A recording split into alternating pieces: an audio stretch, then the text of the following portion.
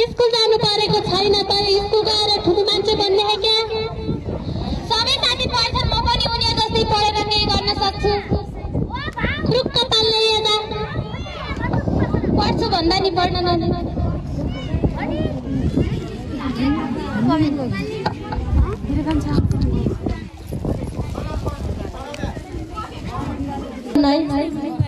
किन नजाने? तुरुन्तै जानुपर्छ नि बाबु।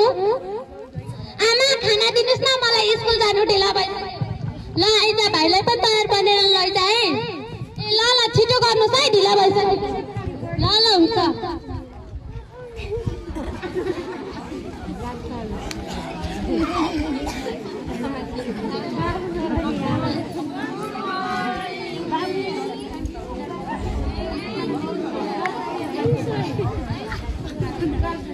मेडम, म भित्र आउन सक्छु? हुन्छ, आऊ, तिम्रो स्कुल आउने समय यही हो। घरमा अलिकति काम थियो, त्यही भएर ढिला भएको। काम थियो भन्दैमा ढिलो आउने होइन नि त। भोलिदेखि चाँडै आऊ ल।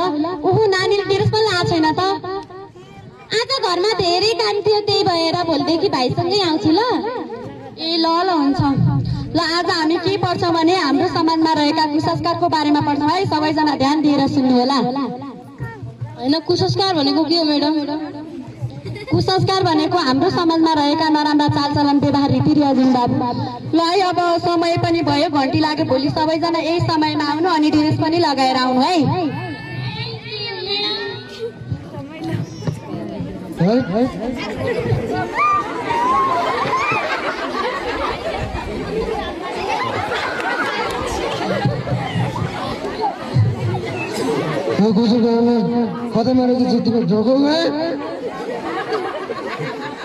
हे भगवान, आज पनि कस्तो मुख खाएर आउँछन् नि?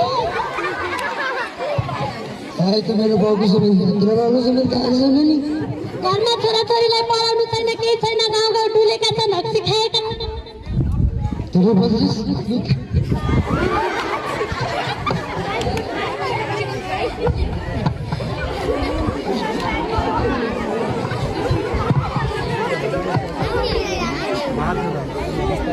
ओ सरिता, आज तिमी कति राम्री भयो कि। मलाई नजिस्क्याउ है। तिमीलाई नजिस्क्याएर कसलाई जिस्क्याउनु र? खोइ मोबाइल नम्बर देऊ त, बा हेर्नुपर्छ। छैन मेरो मोबाइल नम्बर। अहिलेको जमानामा मोबाइल नभए हुँदैन।